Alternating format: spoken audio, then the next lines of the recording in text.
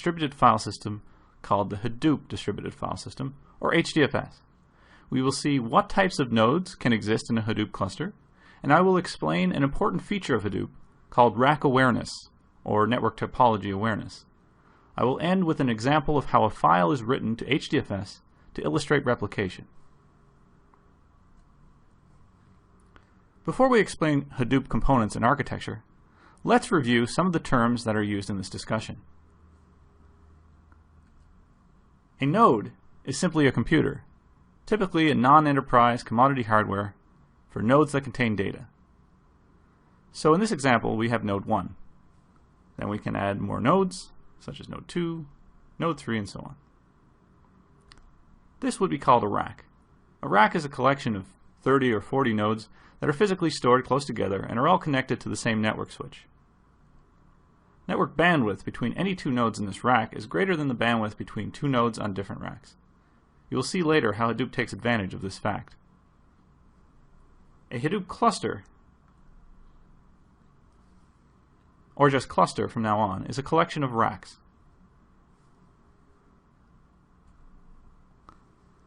Let us now examine Hadoop's architecture.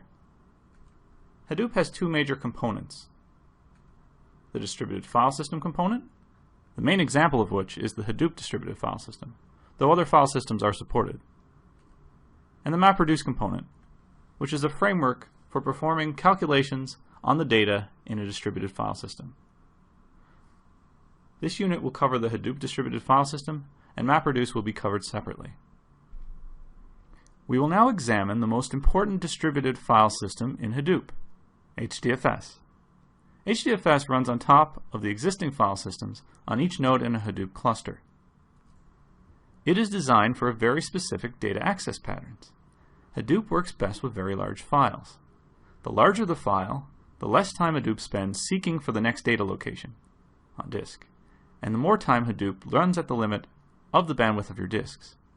Seeks are generally expensive operations that are useful when you only need to analyze a small subset of your data set. Since Hadoop is designed to run over your entire data set, it is best to minimize seeks by using large files. Hadoop is designed for streaming or sequential data access rather than random access. Sequential data access means fewer seeks, since Hadoop only seeks to the beginning of each block and begins reading sequentially from there. Hadoop uses blocks to store a file or parts of a file. This is shown in the figure.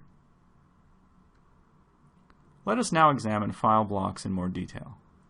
First of all, blocks are large. They default to 64 megabytes each, and most systems run with block sizes of 128 megabytes or larger. A Hadoop block is a file in the underlying file system. Since the underlying file system stores files as blocks, one Hadoop block may consist of many blocks in the underlying file system, as shown in the figure. Blocks have several advantages. First, they are fixed in size. This makes it easy to calculate how many fit on a disk.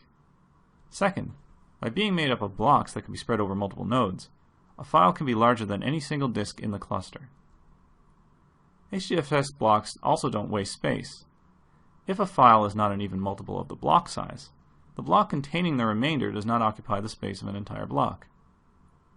As shown in the figure, a 420 megabyte file with a 128 megabyte block size consumes 4 blocks, but the fourth block does not consume a full 128 megabytes.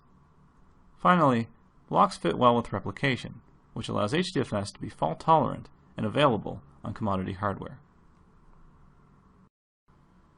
As shown in the figure, each block is replicated to multiple nodes. For example, block 1 is stored on node 1 and node 2. This allows for node failure without data loss. If node 1 crashes, node 2 still runs and has block 1's data. In this example, we are only replicating data across 2 nodes, but you can set replication to be across many more nodes by changing Hadoop's configuration or even setting the replication factor for each individual file. The second major component of Hadoop, described in detail in another lecture, is the MapReduce component. HDFS was based on a paper Google published about their Google file system. Hadoop's MapReduce is inspired by a paper Google published on their MapReduce technology. A MapReduce program consists of 2 types of transformations that can be applied to data any number of times. a map transformation, and a reduce transformation. A MapReduce job is an executing MapReduce program that is divided into map tasks that run in parallel with each other and reduce tasks that run in parallel with each other as well. Let us examine the main types of nodes in Hadoop. They are classified as HDFS or MapReduce nodes. For HDFS nodes, we have the name node and the data nodes. For MapReduce nodes, we have the job tracker and the task tracker nodes.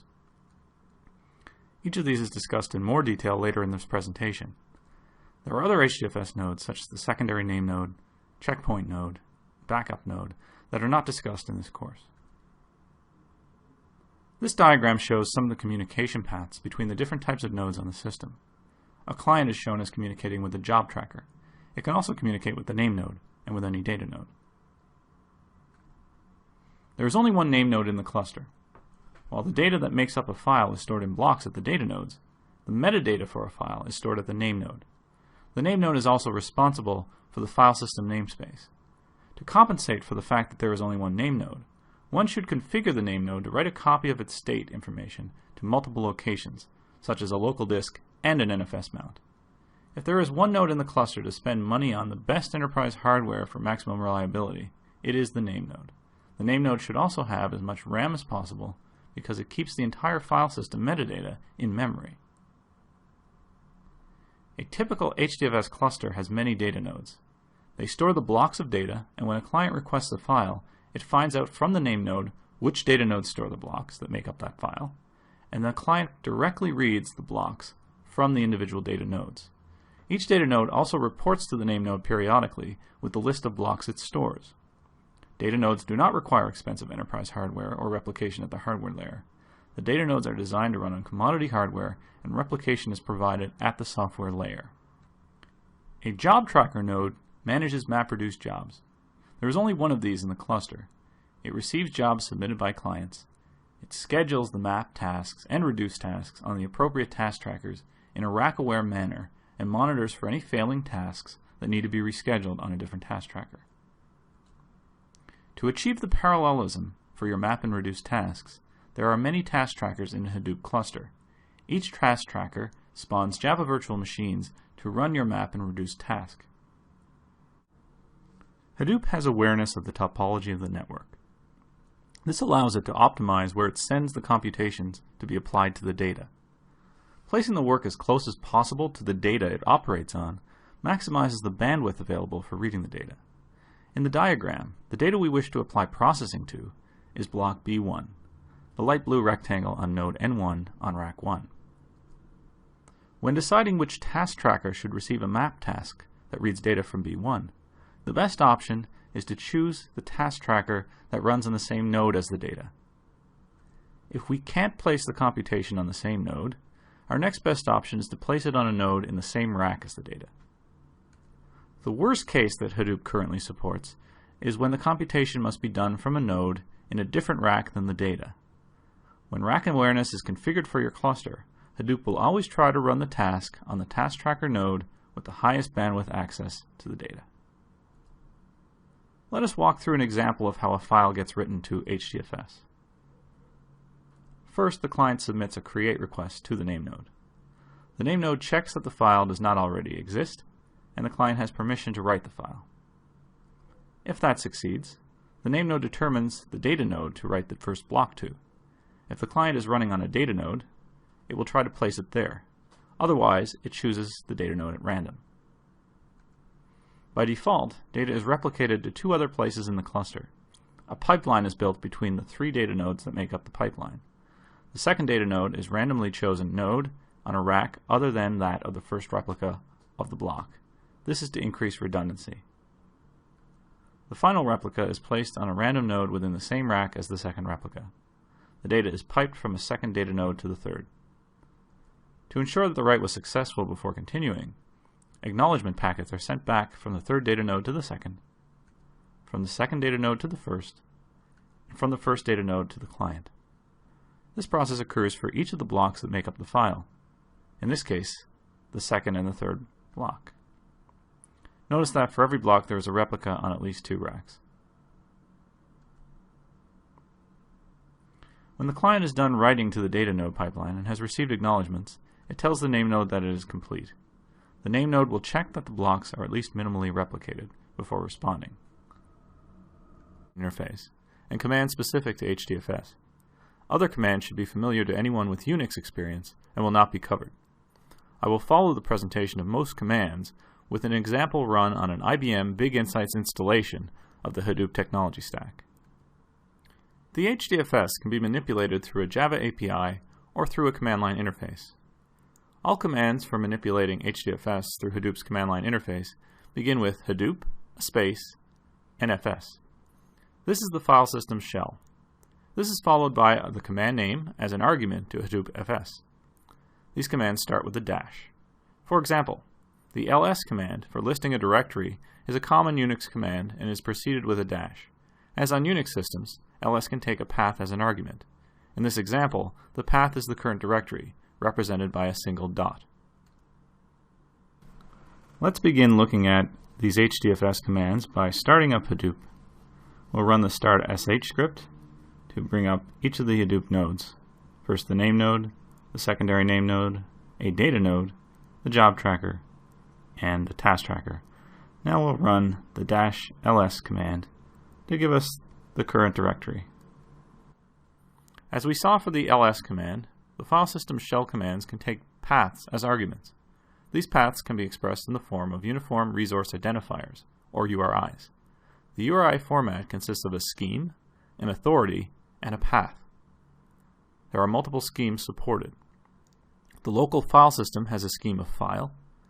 HDFS has a scheme called HDFS.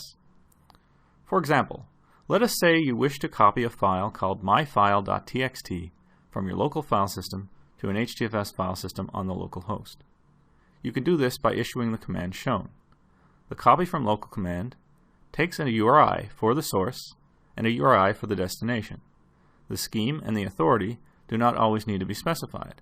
Instead, you may rely on their default values. These defaults can be overridden by specifying them in a file named core-site.xml in the conf directory of your Hadoop installation. Now let's examine the copy from local command. We will copy a file named myfile.txt to the HDFS.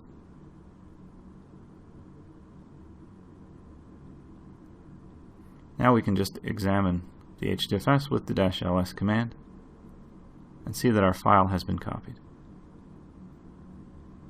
And there it is. HDFS is not a fully POSIX compliant file system, but it supports many of the commands. The HDFS commands are mostly easily recognized Unix commands like cat and chmod. There are also a few commands that are specific to HDFS, such as copy from local. We'll examine a few of these. Copy from local and put are two HDFS specific commands that do the same thing. Copy files from the local file system to a location on another file system. Their opposite is the copy to local command, which can also be referred to as get. This command copies files out of the file system you specify and into the local file system. Get merge is an enhanced form of get that can merge the files from multiple locations into a single local file. Now let's try out the get merge command. First we will copy the myfile.txt into a second copy on the HDFS called myfile2.txt. Then we will use the get merge command to combine the two and write them as one file in the local file system called myfiles.txt. Now if we cat out the value, we see the text twice. Set rep lets you override the default level of replication to a level you specify. You can do this for one file or, with the -r option, to an entire tree.